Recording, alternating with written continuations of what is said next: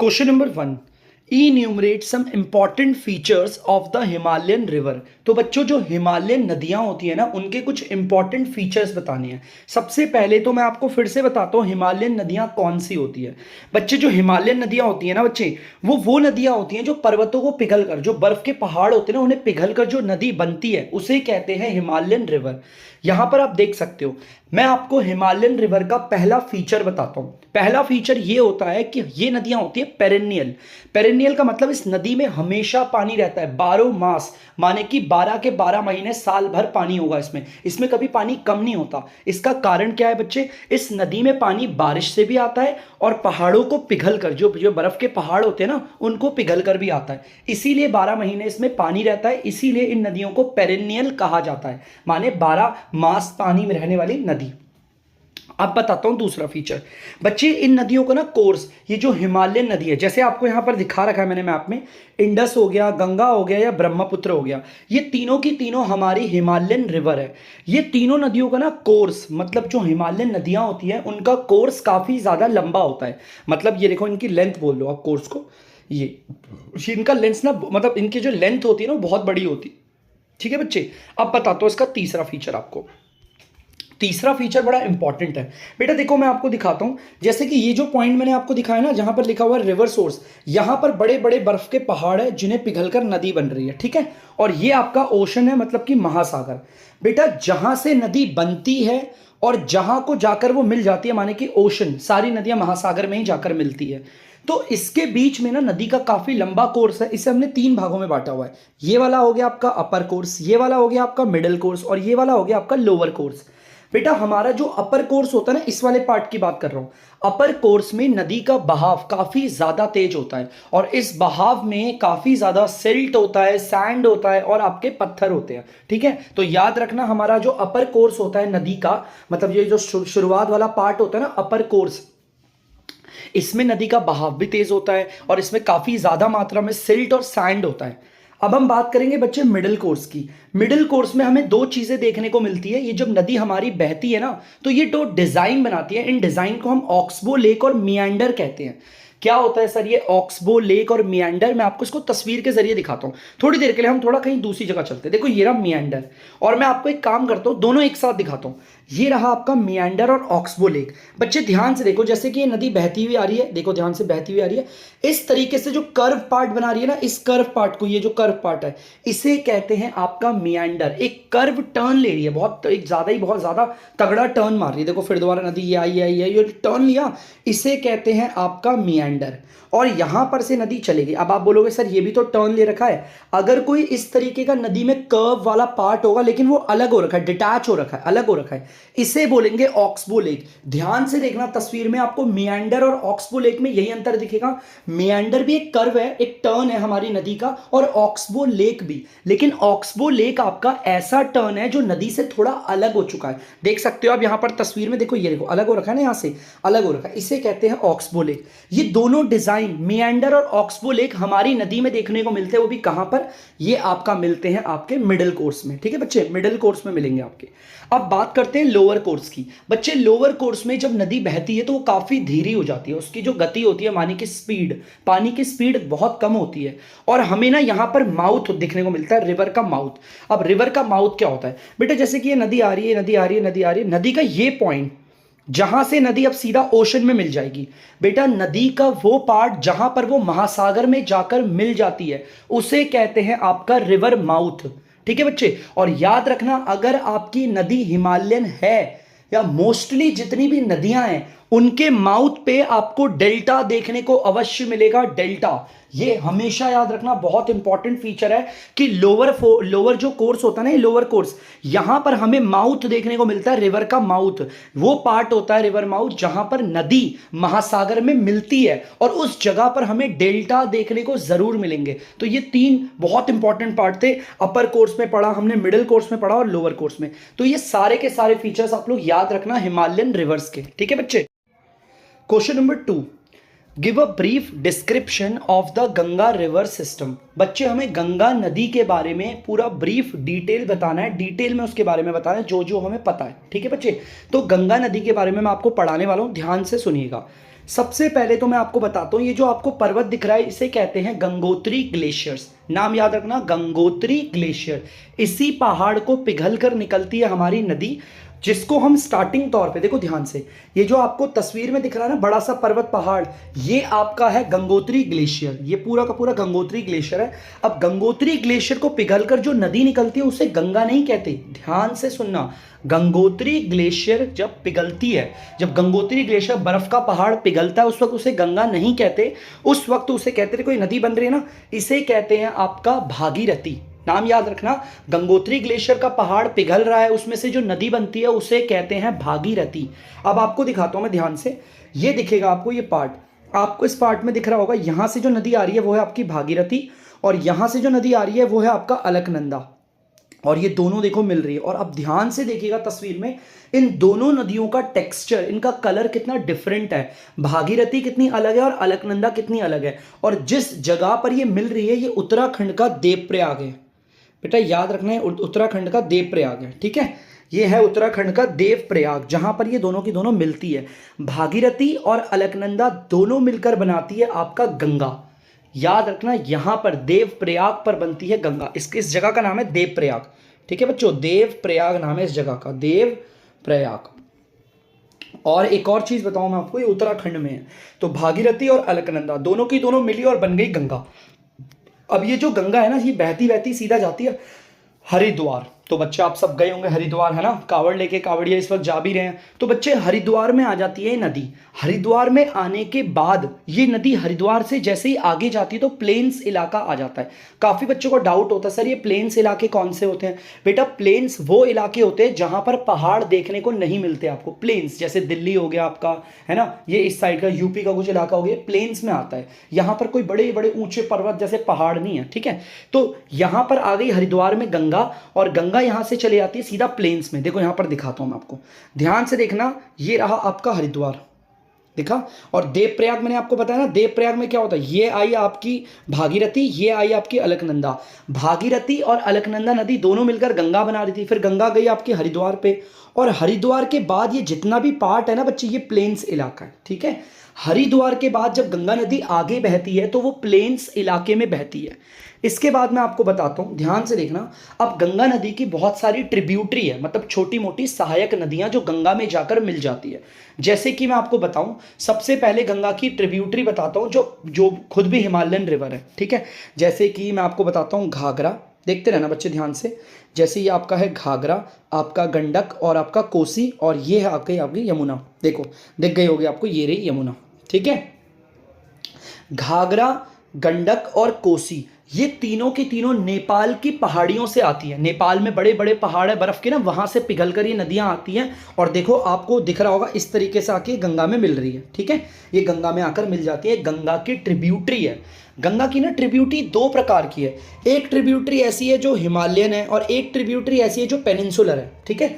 मतलब गंगा की जो सहायक नदियां हैं, कुछ नदियां ऐसी हैं जो पर्वतों से पिघल कर आ रही है, और कुछ नदियां ऐसी हैं जो बारिश के पानी से बनकर आ रही है। फिलहाल मैंने आपको घाघरा, गंडक और कोसी बताया है, जो नेपाल के बर्फ की पहाड़ियों से पिघल कर हमारे भारत में आकर गंगा में मिलती है। और गंगा में जैसी ये नदियां मिलती है, गंगा का बहाव और भी ज्यादा बढ़ जाता है। अब बच्चे अगर मैं बात करूं यमुना नदी की, देखो यमुना नदी तो हमारे भारत से ही आ रही है। अब यमुना नदी आ रही है वो हमारे गंगा के राइट से आ रही है। देखो गंगा ये रही डार्क ब्लू, और ये रही यमुना, देखो आ रही है। और गंगा और यमुना दोनों कहाँ मीट करती हैं? आपकी इलाहाबाद पे। देखो ज्यादा घिचपिच हो रही है, ध्यान से देखना, ये इलाहाबाद है। इलाहाबाद में देखो ये रही यमुना, जो मैं दिखा रहा हूँ ये यमुना नदी है, ठीक है बच्चे। और ये है आपकी गंगा नदी डार्क वाली, दिख गई। गंगा और यमुना नदी दोनों मिल जाती है इलाहाबाद में, ठीक है। तो गंगा और यमुना नदी भी मिल रही है, माने कि यमुना हो गया, घाघरा हो गया, गंडक हो गया, कोसी हो गया। ये चारों की चारों नदियां जो हैं, यमुना, घाघरा, गंडक और कोसी, ये गंगा की सहायक नदियां हैं, माने कि गंगा की ट्रिब्यूटरी है।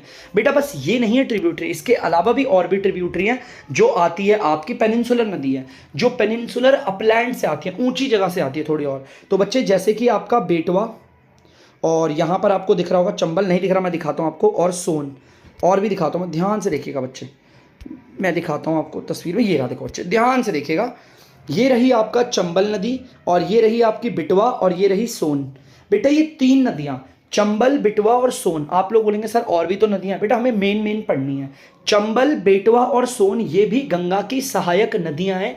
ये नदियां भी जाकर गंगा में मिल रही हैं। ठीक है, देखो यहां पर घाघरा, गंडक, कोसी और यमुना, ये तो सारी हिमालय हैं। ये सारी की सारी क्या है, हिमालय। और ये चंबल, बेटवा और सन, ये नीचे की जो भी आ रही है ना, ये सारी की सारी आपकी पेनिनसुलर है, मतलब वर्षा वाली नदियां हैं। अब ये वर्षा वाली चंबल, बेटवा, सन ये भी गंगा में मिल गई। और ये पहाड़ों वाली यमुना, घाघरा, गंडक, कोसी, ये सब की सब गंगा नदी में मिल गई। अब इतनी सारी ट्रिब्यूटरी अगर गंगा नदी में मिलेगी तो गंगा का बहाव तो और भी ज्यादा तेज हो जाएगा। और इसी तरीके से गंगा का बहाव तेज होता है और गंगा सीधा बहती हुई जाती है आपकी वेस्ट बंगाल तक। ये आ गई वेस्ट बंगाल, और वेस्ट बंगाल के बाद चले जाती है बांग्लादेश में। ठीक है, यहीं तक है बस खाली गंगा का सफर, इतना ही अभी आपको पढ़ना है। आई होप आप लोगों को समझ में आ रहा है। बच्चे ध्यान से वीडियो को एक बार दो बार अच्छे से देखिएगा, आपको जरूर समझ में आएगा। और ये मैप्स को ना बहुत ज्यादा डिटेल में समझना, ठीक है, ताकि आप इजीली आंसर्स को बना के लिख सको। ठीक है, तो बच्चे इसके बाद आपको मैंने बताया बांग्लादेश में जैसे एंटर करती है और फिर उसके बाद वो चले जाती है बंगाल की खाड़ी में। ठीक है, तो ये है गंगा का, जैसा मैंने आपको एक बार रिव्यू करवाया है। एक बार मैं आपको बता दूं, गंगोत्री ग्लेशियर है, गंगोत्री ग्लेशियर पिघल के निकलती है आपकी भागीरथी और अलकनंदा का संगम होता है, और वो होता है आपका देवप्रयाग में, जिससे जाके वो बनती है गंगा। इसके बाद गंगा आती है हरिद्वार, और हरिद्वार के बाद गंगा आ जाती है प्लेन्स में। हरिद्वार के बाद ये जितना भी इलाका है वो प्लेन्स का इलाका है। अब यहां पर हमें बताया है गंगा की कितनी सारी ट्रिब्यूटरी है। कुछ ट्रिब्यूटरी ऐसी हैं जो पहाड़ों से पिघल कर बन रही है, कुछ ट्रिब्यूटरी ऐसी है जो हमारी पेनिनसुलर है। और ये सारी की सारी नदियां मिलती है। उसके बाद गंगा जाती है आपकी वेस्ट बंगाल के बाद जाती है आपकी बांग्लादेश। उसके बाद वो दूसरे देश में आगे क्या होता है उसके बारे में हम आगे पढ़ेंगे। ठीक है बच्चे। Question number 3, mention some important features of the Brahmaputra river system. बच्चे ब्रह्मपुत्र नदी के बारे में हमें कुछ उसके इंपॉर्टेंट फीचर्स बताने हैं, कुछ महत्वपूर्ण जानकारी। तो बच्चे मैं आपको बताता हूँ, सबसे पहले ब्रह्मपुत्र एक आपकी हिमालयन रिवर है, पर्वतों को पिघलकर बनती है। बच्चे हमारी ये जो ब्रह्मपुत्र नदी है, आपको नहीं दिख रहा डायग्राम में, तो यहाँ पर देखना ध्यान से, मैं कोशिश करूंगा कि आप लोगों को दिखे। ये ब्रह्मपुत्र नदी दिख गई। ये जो ब्रह्मपुत्र नदी है ना, माउंट कैलाश पर्वत, ये जो हमारा बहुत पवित्र कैलाश पर्वत है, उसी के पास में मानसरोवर झील की तरफ से निकलती है। और ये जो हमारी ये जो ब्रह्मपुत्र है ना, इस नदी को चाइना के तिब्बत इलाके में, देखो ध्यान से, चाइना का जो तिब्बत इलाका है उसमें माउंट एवरेस्ट पहाड़ है, हमारा कैलाश पर्वत, उसी के बगल में है आपका मानसरोवर झील, उसी के पास से निकलती है नदी ब्रह्मपुत्र। बिल्कुल सिंधु की तरह, बिल्कुल। अगर कुछ बच्चे सोच रहे हो सर सिंधु भी ऐसी ऐसे निकलती है, बिल्कुल बच्चे सिंधु की तरह निकलती है भी। कहने को ऐसा माना जाता है कि हमारी ब्रह्मपुत्र नदी जो है ना, वो सिंधु नदी से थोड़ी बड़ी है। ठीक है बेटा, जब ब्रह्मपुत्र नदी चाइना में होती है ना, चाइना में बहती है, देखो ये वाला पार्ट, देखो ध्यान से, ये पार्ट तो ब्रह्मपुत्र का वो है ना जो चाइना में है। बच्चे इस पार्ट को ना ब्रह्मपुत्र नहीं कहते, चाइना वाले लोग इस नदी को अलग नाम से पुकारते हैं, वो कहते हैं यालुंग सांगपो। तो ये जो यालुंग सांगपो नाम है, ये चाइना में बोलते हैं ब्रह्मपुत्र को। और जैसे ये यालुंग सांगपो हमारे भारत में एंटर करती है अरुणाचल प्रदेश से, तो हम इसे ब्रह्मपुत्र कहते हैं। और ब्रह्मपुत्र फिर असम में आती है, असम के बाद बांग्लादेश में, ये बांग्लादेश वाला इलाका, ये असम वाला इलाका। ठीक है, तो बच्चे इसके बाद ये आती है हमारे भारत में आती है अरुणाचल प्रदेश में, और अरुणाचल प्रदेश से असम में आती है, असम से आती है बांग्लादेश में। मैप में जरा गौर से देखना। ठीक है बच्चे, इसके बारे में मैं और भी बताऊं, इस नदी में काफ़ी भारी मात्रा का सिल्ट पाया जाता है। ठीक है, इस नदी ब्रह्मपुत्र के अंदर काफ़ी ज़्यादा मात्रा का सिल्ट होता है। और ये जब हमारी असम में बहती है ना, तो काफ़ी सारे ब्रेडेड चैनल बनाती हैं। इस तरीके से ना अलग अलग धाराओं में बहना, ये देखो दिख रही है, अलग अलग धाराएं बह रही हैं, इसे कहते हैं आपका ब्रेडेड चैनल। तो हमें ये ब्रह्मपुत्र में दिखता है जब वो असम में बहती है। और इस नदी में ना बारिश के टाइम पे इतना ज़्यादा बहाव होता है पानी का ब्रह्मपुत्र में, कि ये असम में जब आती है तो असम में भी तबाही मचाती है, लोगों को नुकसान होता है, लोगों के घरों में नुकसान होता है। देखो किस तरीके से पानी भर गया। अगर कोई भी स्टूडेंट असम से बिलोंग करता होगा, उसे पता होगा कि वर्षा के टाइम पे जब रेनी सीजन आता है तो ब्रह्मपुत्र नदी का बहाव बहुत ज़्यादा बढ़ जाता है और वो घरों में पानी तक घुसेड़ देती है। हमारे असम में पानी आ जाता है, जब बांग्लादेश में बहती है तो बांग्लादेश में तक पानी आता है, और बांग्लादेश के लोगों को भी इसमें परेशानी होती है। तो ये सारे के सारे इंपॉर्टेंट फीचर्स थे जो हमें ब्रह्मपुत्र नदी के बारे में पढ़ने थे, और हमने पढ़े भी। ठीक है, तो बच्चे ध्यान रखिएगा इसको। ये निकलती तिब्बत में, माउंट कैलाश पर्वत है, उसके बगल में मानसरोवर झील, वहां से निकलती है आपकी नदी ब्रह्मपुत्र। लेकिन उसे वहां पर ब्रह्मपुत्र नहीं कहा जाता, वहां के लोग, चाइना वाले उसे बोलते हैं, यहां बोलते हैं यहाँ पे यालुंग सांगपो। और जब वो भारत में आती है तो उसे कहते हैं ब्रह्मपुत्र। भारत में अरुणाचल प्रदेश में, असम में और बांग्लादेश से होती हुई वो नीचे जाती है आपकी बंगाल की खाड़ी में, यहाँ जाती है बंगाल की खाड़ी में इस तरफ, ठीक है। तो बच्चे यहाँ पर ये क्वेश्चन हुआ है खत्म, अच्छे से पढ़िए। Question number 4, given right the important features of Godavari basin. बच्चे हमें गोदावरी नदी के बारे में कुछ इंपॉर्टेंट डिटेल देनी है, ठीक है बच्चे। चलिए बताता हूँ आपको। सबसे पहले आप देख सकते हैं गोदावरी नदी, ये जितनी भी नदी आपको दिख रही है ना, सारी की सारी पेनिनसुलर है। नर्मदा, तापी, गोदावरी, महानदी, कृष्णा, कावेरी, ये सारी की सारी पेनिनसुलर नदी है। और इन सभी पेनिनसुलर नदी में सबसे बड़ा बेसिन है आपका गोदावरी का। तो बच्चे मैं इसके बारे में आपको बताता हूँ। यह है आपकी गोदावरी नदी, ध्यान से देखिएगा इसको। अब बच्चे मैं आपको बताता हूँ गोदावरी नदी। बेटा गोदावरी नदी जो है ना, इसका कोर्स काफ़ी ज़्यादा लंबा है, बहुत ज़्यादा लंबा होता है। देखो ये कहाँ से आ रही है और कहाँ को जा रही है, देखो ध्यान से, यहाँ ध्यान से अगर आप देखोगे, ये देखो ध्यान से। बेटा गोदावरी नदी पता है इसका जो राइज होता है वो कहाँ से होती है, ये वेस्टर्न घाट से निकलती है। ये जो है ना, ये वेस्टर्न घाट है, देखो ये वेस्टर्न घाट है। वेस्टर्न घाट से हमारी गोदावरी नदी निकलती है और वो जाती है हमारे ईस्ट दिशा की तरफ। देखो आप दिशा में ध्यान से देख सकते हैं, ये डायरेक्शन साफ बता रहा है, ईस्ट की तरफ जाती है। बेटा याद रखना, हमारे महाराष्ट्र में वेस्टर्न घाट में ना, महाराष्ट्र जो आ रहा है उसके नासिक जिले से निकलती है, नासिक जिले से निकलती है नदी और जाती है आपका ईस्ट की तरफ, ठीक है। ईस्ट की तरफ जाती है बंगाल की खाड़ी में। देखो ये रहा, आपको दिखाऊं तो ये देखो यहाँ पर है महाराष्ट्र का नासिक जिला और इसे इनको वेस्टर्न घाट कहते हैं। यहाँ से ये नदी निकली गोदावरी और कहाँ चले जाती है, सीधा आपका बंगाल की खाड़ी में, ठीक है बच्चे। और इसके बारे में फीचर बताऊं, ये किन किन इलाकों को कवर करती है बच्चे। अगर मैं बताऊं ये कौन कौन से राज्यों को कवर करती है, ये महाराष्ट्र को कवर करती है, मध्य प्रदेश को और आपका उड़ीसा को और आपका आंध्र प्रदेश को। इन चारों राज्यों से होती हुई गुजरती है नदी, महाराष्ट्र, मध्य प्रदेश, उड़ीसा और आंध्र प्रदेश, ठीक है। इसके अलावा मैं आपको बताता हूँ इसकी कुछ ट्रिब्यूटरी का, मतलब कि छोटी मोटी नदियाँ जो इसमें जाकर मिलती हैं। तो इसकी कुछ इंपॉर्टेंट ट्रिब्यूटरी है, जैसे कि आपका मंजीरा हो गया, आपका वेनगंगा हो गया, आपका पेनगंगा हो गया, वर्धा हो गया, पूर्णा हो गया, और भी बहुत सारी है। आप बोलोगे सर ये प्रवारा, दुधना, बेटा ये सारी की सारी है, ठीक है। मगर मैंने इंपॉर्टेंट वाली आपको बताई है ट्रिब्यूटरी, जो कि मैंने बताया मंजीरा हो गया, आपका वेनगंगा हो गया, वर्धा हो गया, पेनगंगा हो गया, पूर्णा हो गया। ये सारी की सारी ना, ये सारी छोटी मोटी नदियां हैं और ये सारी नदियां जाकर आपकी मिल जाती है गोदावरी में और गोदावरी का बहाव और भी ज़्यादा बढ़ा देती हैं।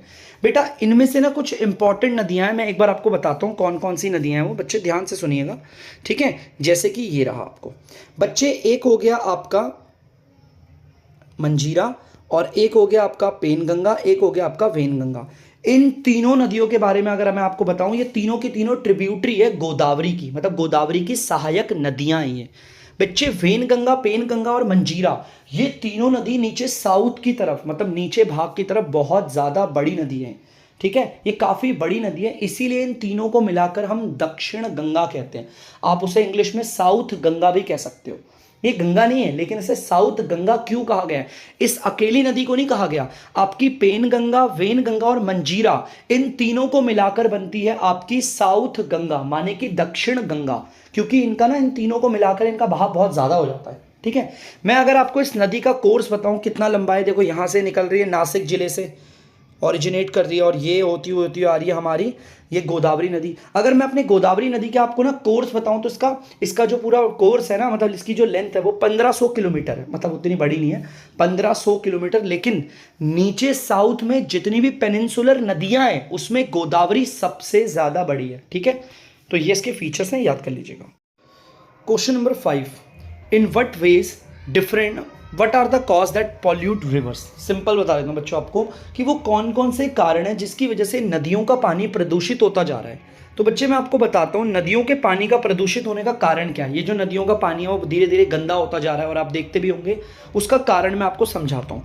बच्चे जो नदी का पानी होता है ना, ध्यान सुनना, नदियों का जो पानी होता है उसे इस्तेमाल किया जाता है हमारे घर के कामों के लिए, उसे इस्तेमाल करता है म्युनिसिपल भी उस पानी को इस्तेमाल करते हैं, और हमारी इंडस्ट्रीज उस पानी को इस्तेमाल करती है।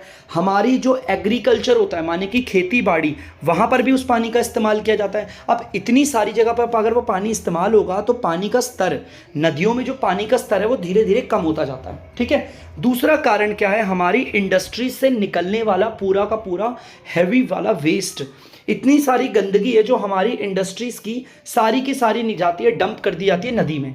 अब अगर सारे लोग गंदगी नदी में फेंकेंगे तो नदी कुछ ज़्यादा ही गंदी हो जाती है, और इतनी एक्सेसिव गंदी हो जाती है। देखो नदी में अगर थोड़ी बहुत गंदगी हो ना तो वो सेल्फ क्लीन हो जाती है। सेल्फ क्लीन मतलब नदी खुद अपना पानी साफ कर लेती है, मगर इंडस्ट्रीज से निकलने वाला इतना ज़्यादा हैवी लोड का वेस्ट होता है कि नदी इतनी ज़्यादा गंदी हो जाती है कि वो सेल्फ क्लीन खुद को नहीं कर पाती। नदी खुद को साफ इतना नहीं कर पाती। भाई इतना ज़्यादा गंदा करोगे तो कैसे करेगी। इसके अलावा हमारा अर्बनाइजेशन, माने कि शहर का बढ़ना। शहर कब बढ़ता है, जब उसमें ज़्यादा लोग आकर रहते हैं, लोग अपना घर बनाते हैं, ज़्यादा लोगों के घर बनते हैं, एक घर, दो घर, 200, 400, 1000, 2000, लाख घर। अब इसे अर्बनाइजेशन कहते हैं जब शहर बढ़ता है, और शहर के बढ़ने से भी गंदगी होती है क्योंकि सारी गंदगी तो नदी में जा रही है। और एक आखिरी पॉइंट आपको बताता हूं, आपका ये है इंडस्ट्रियलाइजेशन, माने कि ज़्यादा से ज़्यादा इंडस्ट्रीज का सेटअप होना। अगर ज़्यादा इंडस्ट्रीज सेटअप होगी तो जाहिर सी बात है वेस्ट भी ज़्यादा डंप होगा हमारा रिवर में। यही सारे कारण हैं जिसकी वजह से हमारे भारत की नदियों का पानी प्रदूषित होता जा रहा है, जिसे हमें रोकना है। Question number 6, how can we contribute to keep rivers away from pollution. किस तरीके से हम अपने योगदान से नदियों को प्रदूषित होने से बचा सकते हैं। तो बच्चे मैं आपको बताता हूं हम किस तरीके से नदियों को पॉल्यूट होने से बचा सकते हैं। तो पहला तरीका है लोगों को अवेयर करके, लोगों को जागरूक करके, उन्हें बता के कि नदी अगर गंदी होगी तो इससे आगे जाकर हमें क्या नुकसान होगा। अगर हम लोगों को अवेयर करेंगे, जिन लोगों को पता ही नहीं उन्हें जानकारी देंगे, तभी तो जाकर लोग अवेयर होंगे और नदी की सुरक्षा के लिए खड़े होंगे। दूसरा, प्रॉपर वेस्ट डिस्पोजल। हमें अपनी गंदगी होना गलत चीज नहीं है, लेकिन गंदगी को सही तरीके से डिस्पोज करना ये चीज सही है।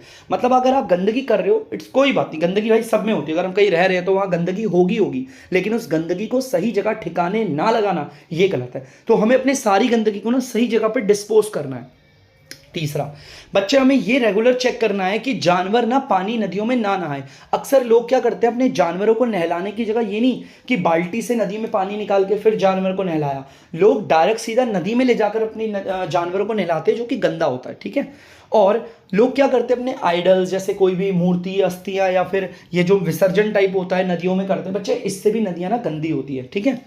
और अर्बनाइजेशन और इंडस्ट्रियलाइजेशन को ना चेक करते रहना चाहिए हमेशा।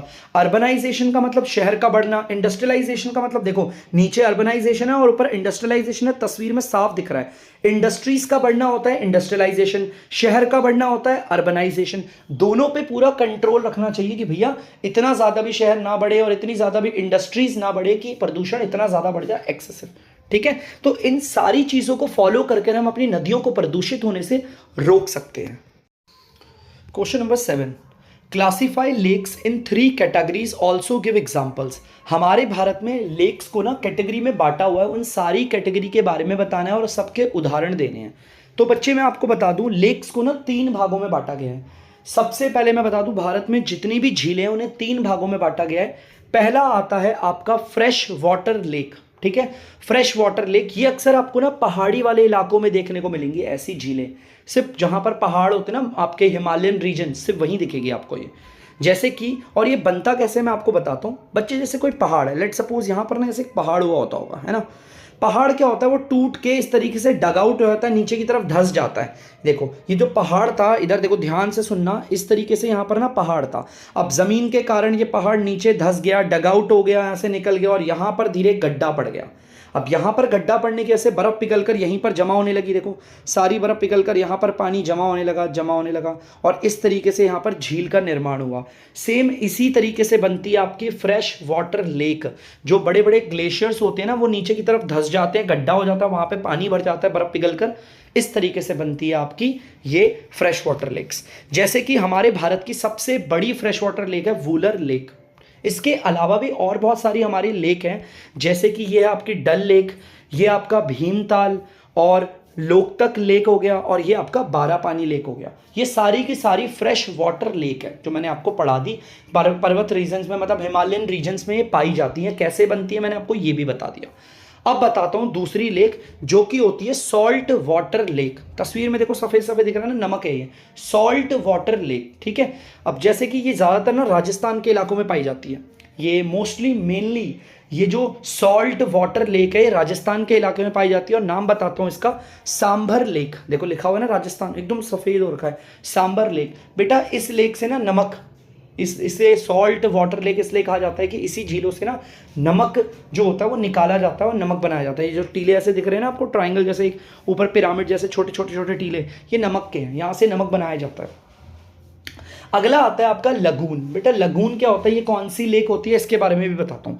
बेटा देखो तस्वीर में ध्यान से देखो, लगून जो होता है ना वो महासागर से ना एक ज़मीन के पतले से टुकड़े की वजह से अलग हो जाता है। देखो ये ज़मीन का कितना नैरो है ना, वो बहुत ज़्यादा ज़मीन थोड़ी है, ये ज़मीन के इस नैरो पार्ट की वजह से समुद्र से अलग हो जाता है और इसे हम कहते हैं लगून। ठीक है। और लगून जो होता है मैं आपको बता दूं, जैसे कि चिलिया लेक, ठीक है, ये लगून है। चिलिया लेक हो गया आपका, प्यूरिकट हो गया, ये सारे के सारे लगून है, दोनों के दोनों लगून से। नाम याद रखना, एक है आपका चिलिका लेक और एक है आपका पुलिकट। ठीक है। और ये एक चीज़ याद रखना, जो भी आपके लगून्स होते हैं वो कोस्टल रीजन्स में पाए जाते हैं। बेटा मैं पिंक वाले पार्ट की बात कर रहा हूँ, आपका ये जो डार्क कलर आपको दिख रहा होगा ना, देखो ध्यान से सुनना, ये जो आपको दिख रहा है एकदम, ये जो पर्पल टाइप का दिख रहा है वो नहीं बेटा, पिंक वाला कलर की बात कर रहा हूँ, वो कोस्टल एरियाज है। चाहे आपका वेस्टर्न कोस्ट हो या ईस्टर्न कोस्ट हो, जितने भी लगून होते हैं वो सारे कोस्टल एरियाज में देखने को मिलते हैं, बस कोस्टल एरियाज में, ऐसे समुद्र के पास वाले इलाकों में। ठीक है बच्चे।